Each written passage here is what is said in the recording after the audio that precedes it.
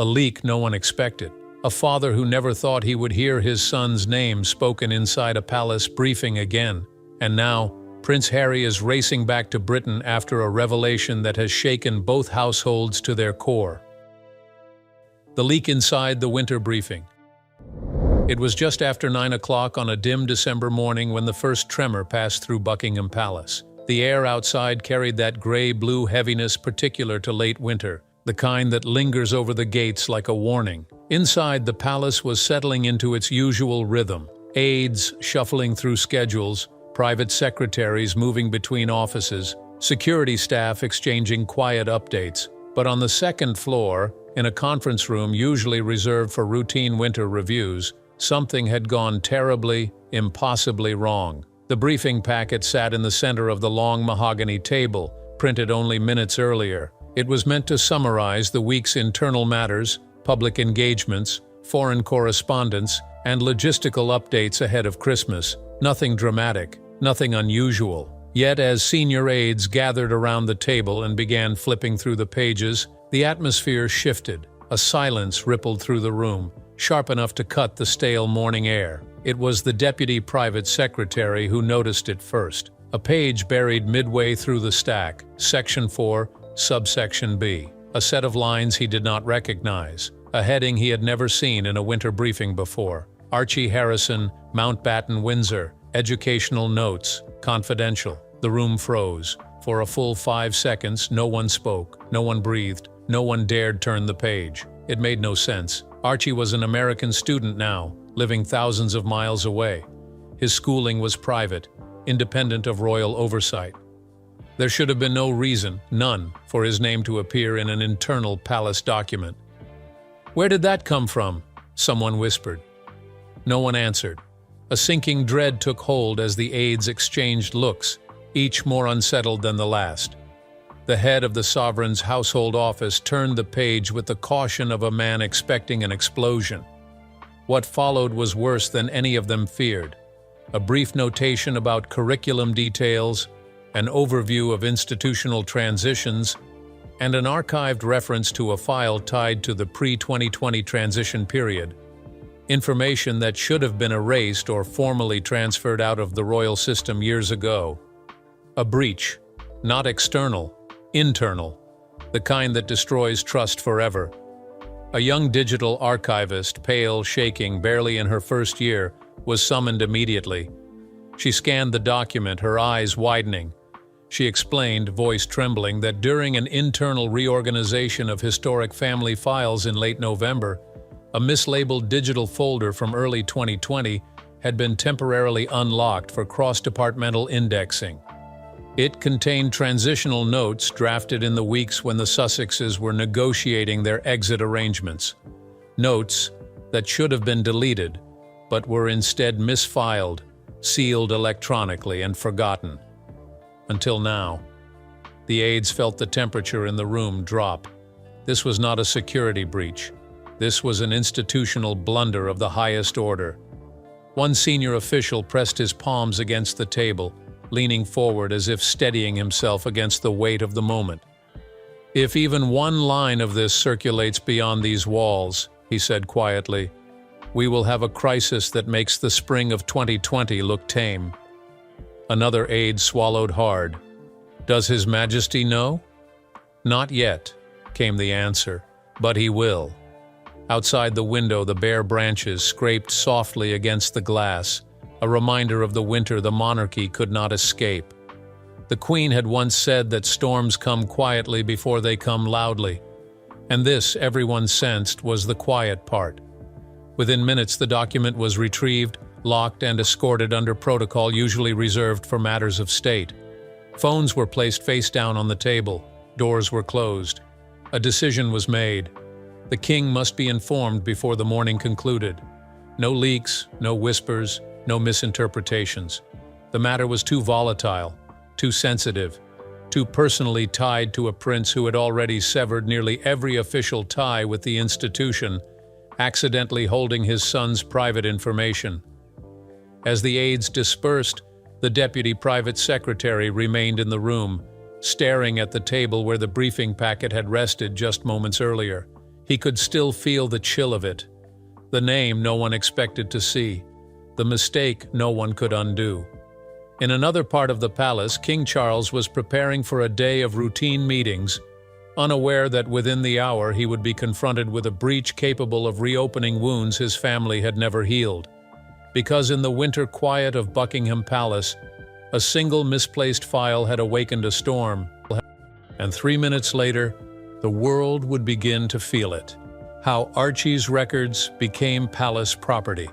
The panic that swept through the winter briefing room did not arise merely from the presence of Archie's name in an internal document. It came from something far more unsettling, something that forced senior aides to confront a truth the palace had tried to forget. Archie's schooling records should never have been anywhere near Buckingham Palace. Not in 2024. Not after the Sussex departure. Not after the layers of legal separation that accompanied Harry and Meghan's decision to start a life far from Windsor's shadow. Yet here they were. To understand how this happened, the palace had to trace its steps backward into the foggy, chaotic months of early 2020 when the monarchy was being reshaped in real time. The exit negotiations, known internally as the Sandringham transition, unfolded at a pace and with a complexity unseen since the abdication crisis of 1936. Meetings overlapped with emergency briefings. Departments raced to draft new protocols overnight. Some divisions updated their systems, others froze them. And in that frenzy, certain files, specific notes, and certain transitional documents fell through the cracks. Archie's file was one of them. In the earliest days of his birth, royal protocol dictated that any child in the line of succession, however distant in practice, had a placeholder dossier within the sovereign's household office. It was a relic of older rules, the kind established in the 1980s when digitization first reshaped royal record-keeping. These dossiers were not personal files, they were structural templates designed to anticipate future educational, ceremonial, and logistical considerations should a child remain within the royal system. Most were simple notes, formalities, nothing more.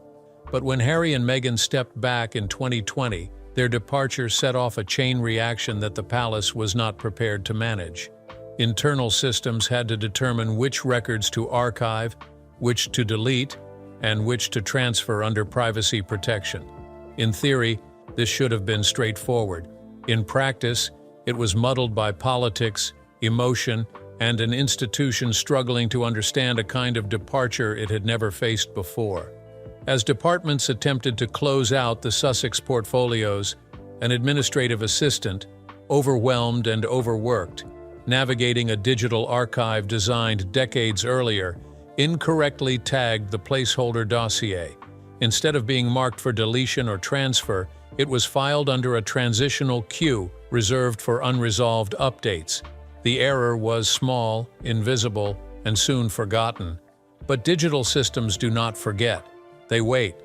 And 4 years later, when the sovereign's household office initiated a routine re-indexing of archived files, a process completed every winter, the forgotten folder resurfaced.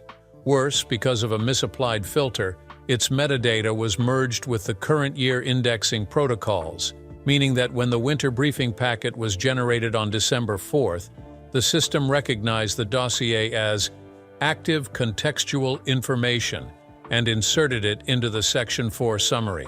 A mistake built from a mistake built from a mistake.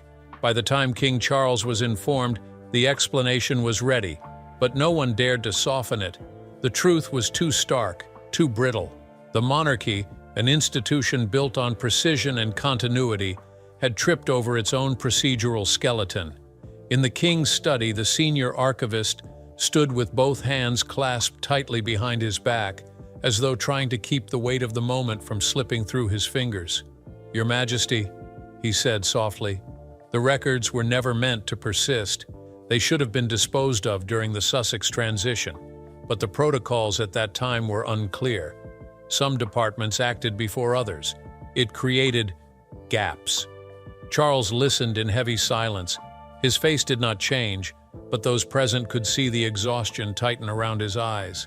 He had spent the past year navigating scandal, restructuring, and internal fractures. To be confronted now with a lapse involving his grandson, one that could be interpreted as carelessness or intrusion, was almost too much to absorb. "How sensitive is the material?" Charles asked. The archivist hesitated. "Minimal, sir. Notes only. But the implication—" "Yes," the king interrupted, closing his eyes briefly. "The implication is catastrophic, because the issue was no longer simply what the file contained, but that it existed at all. In California, Harry had spent years building a life defined by boundaries, clear, hard-earned, fiercely protected. Every interview, every legal filing, every decision he made since stepping back had been driven by a single idea: safeguarding his family from the institution that raised him. And now the palace had to reckon with a truth that would sting him deeper than any headline. The monarchy still held traces of his son, not out of malice, but out of bureaucratic neglect, and in a family where wounds were already deep, neglect could cut just as sharply as intention. By noon, the palace had drafted its internal response, but no message, no apology, no procedural explanation could undo the fact that a document containing Archie's name had circulated to 10 people inside the Crown's administrative corps. 10 people? Too many. And somewhere thousands of miles away, a father was about to learn that the institution he walked away from had never fully walked away from his child. Media storm, how the leak reached the outside world. The palace had hoped to contain the breach. They had hoped the discovery would remain trapped within the quiet, frost-rimmed corridors of Buckingham Palace, handled discreetly, absorbed internally, forgotten before dawn the next day. But within institutions this old, silence is a fragile thing. It cracks easily. And on that December morning it shattered faster than anyone expected. It began with a single message, an internal alert sent from the sovereign's household office to a senior aide at Kensington Palace, a message that should have remained encrypted and unseen. But the aide, rushing between meetings, forwarded the alert to a secondary inbox managed by a junior staff member. A simple misstep, a moment of human error. By the time the message landed in the secondary inbox, the attached snippet, a redacted header referencing Archie Harrison Mountbatten Windsor Educational Notes, was no longer behind the palace's secure firewall. For 20 minutes, it sat vulnerable. And in those 20 minutes, it was seen. Not by the press, not by an outsider, but by an internal contractor with ties to a media researcher. And that was all it took. Shortly after 2:30 that afternoon, a journalist at a mid-tier British outlet, one known for sniffing out palace tension with almost uncanny accuracy, received a tip. Not a document, not a file, just a whisper of a headline. Internal palace briefing contains sensitive references to Archie's schooling. No details, no context, just enough to spark appetite. By 4 o'clock, the newsroom phones were buzzing. Editors argued over wording. Legal teams warned of caution. But the opportunity was irresistible. Royal stories in December always carried weight, but anything involving Harry, Meghan, or their children sent metrics surging within minutes. At 5:30, the first online headline appeared, cautiously phrased, wrapped in speculative language. A senior palace document reportedly mentions Archie's education. Buckingham Palace declines comment. It was vague, technical, easy to dismiss, and for precisely that reason, it spread like wildfire. Within 10 minutes, 2 major British tabloid sites picked it up, each sharpening the tone.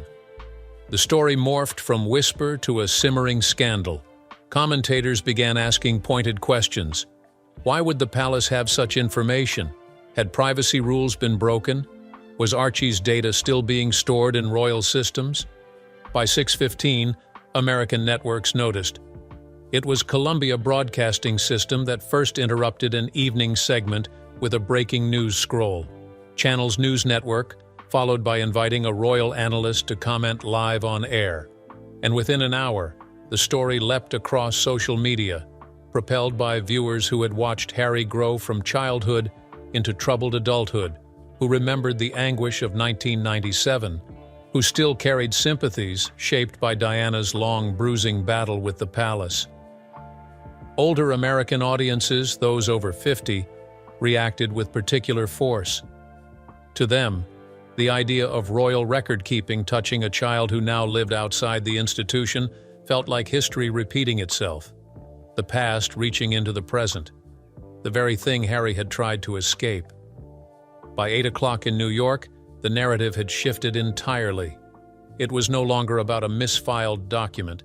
It was about a perceived violation of trust. Channel's News Network's senior correspondent said the line that would reverberate through the night, "This isn't an error. It's a symbol, one that speaks to why Prince Harry left." In London, palace staff felt the world closing in. Phones lit up, screens refreshed endlessly. Press officers drafted, redrafted, and abandoned statements that no longer seemed strong enough.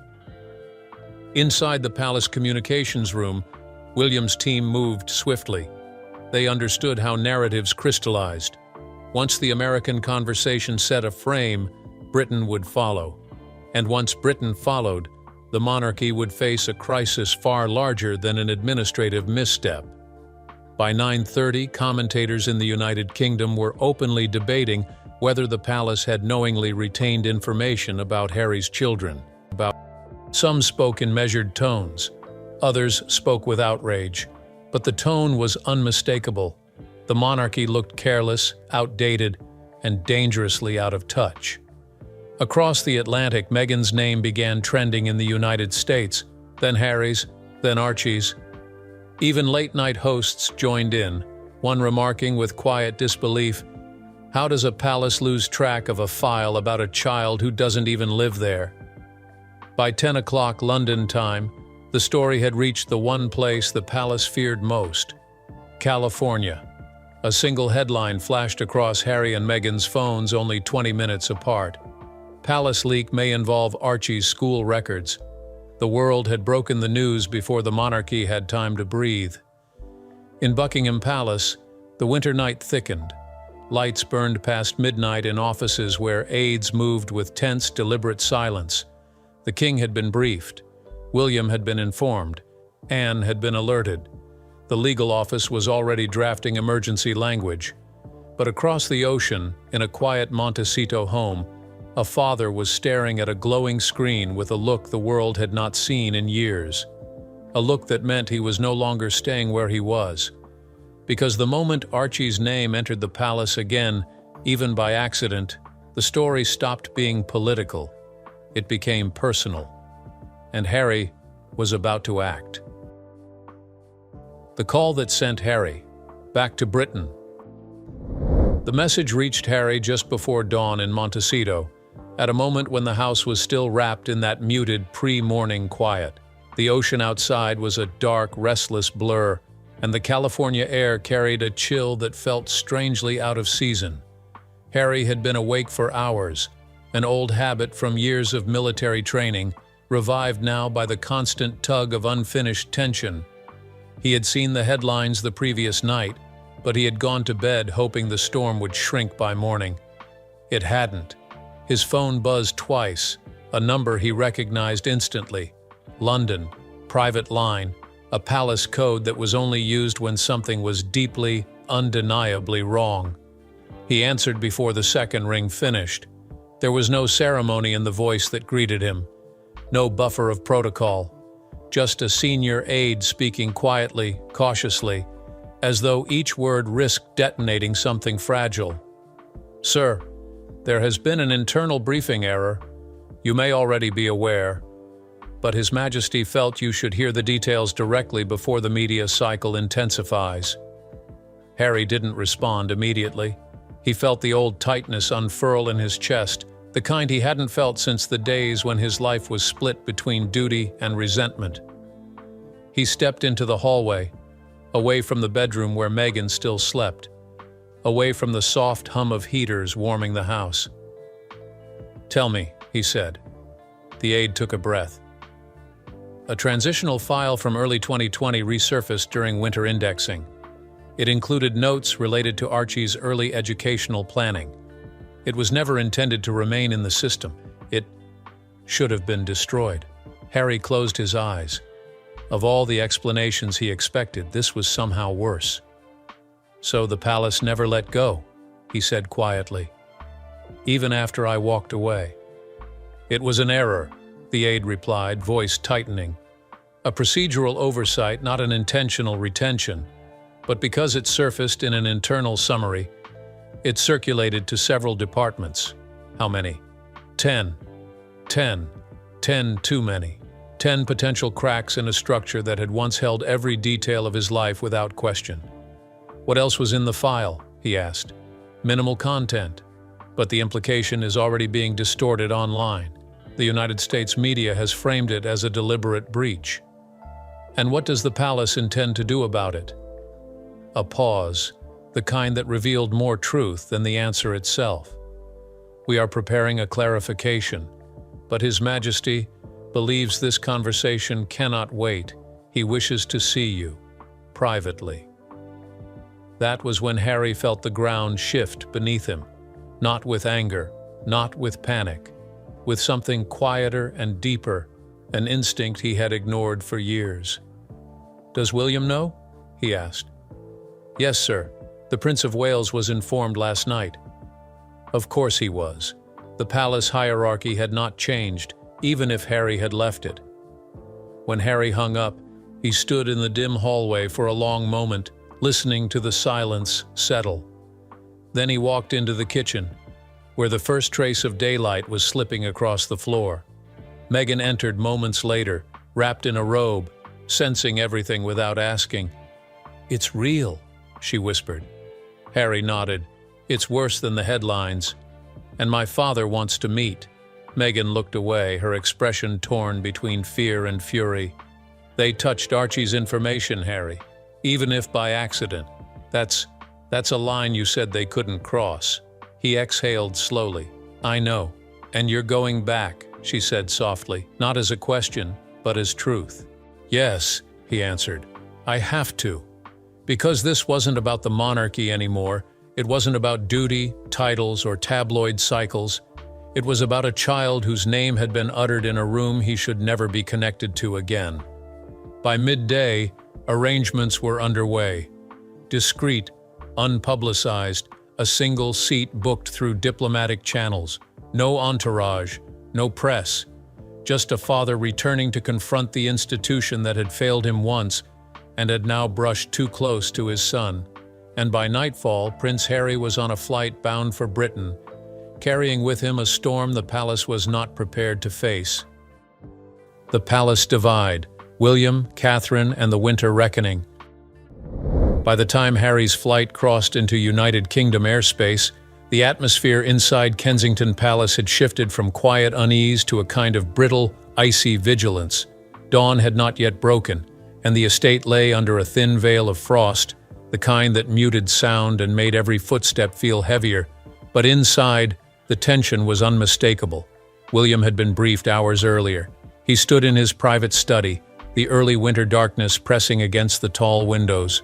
A single lamp cast a muted glow over freshly printed reports, digital sentiment analyses, risk projections, and the internal summary that had triggered the entire storm.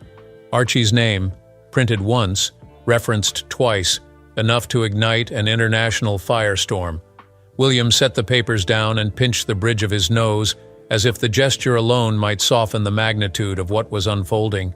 He knew Harry would come. He knew the breach, accidental or not, had crossed a boundary that should never have been touched.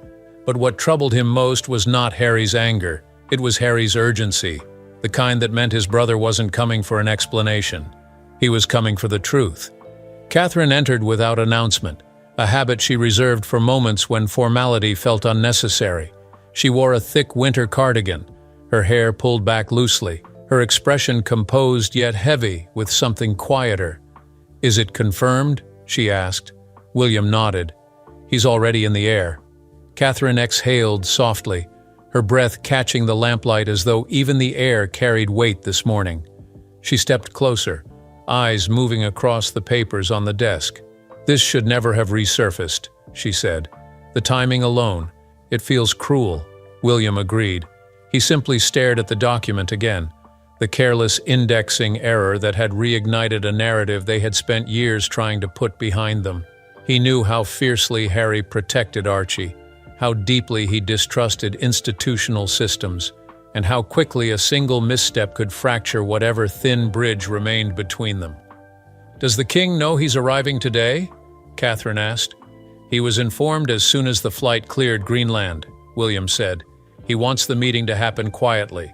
No press, no briefing, just the three of them." "And where do we stand?" she asked. William didn't answer immediately. He moved toward the fireplace, resting one hand against the mantel as though grounding himself.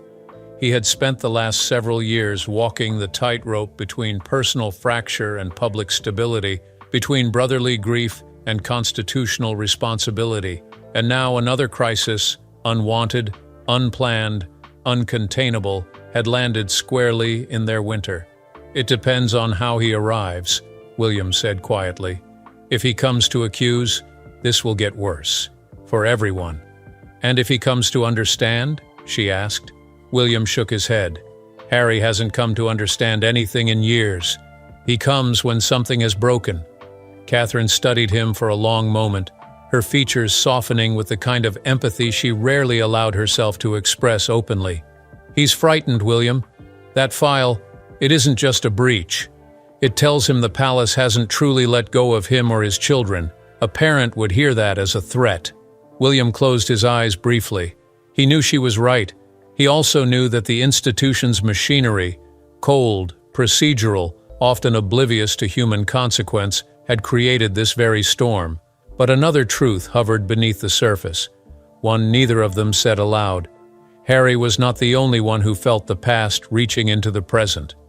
Catherine touched the edge of the reports gently, the way someone might touch a bruise. "Do you think the king is prepared for how far Harry may take this?" William's jaw tightened. "He believes he is. But you don't." "No," William said, "because this time it's not about titles or roles or interviews. It's about a child." Outside, the first faint light of morning began to push through the darkness, washing the frost-covered grounds in a pale, brittle glow. It was the kind of winter dawn that revealed everything: cracks, shadows, truths no one wanted to confront. Catherine turned to him. "What will you do when he arrives?" "Meet him," William said. "Before." "The king does." She nodded, not surprised. It had always been William's instinct to stand between the family and the fire, even when the fire carried his brother's face. But before she could respond, an aide appeared silently in the doorway. "Sir, the flight has landed. He's on his way." William exchanged a glance with Catherine. Not fear, not dread, just the sober acknowledgement that the next hours would reshape everything. Because Prince Harry had not rushed back to Britain out of obligation, he had returned because someone had crossed a line even exile could not erase. And now, winter had brought the brothers face to face.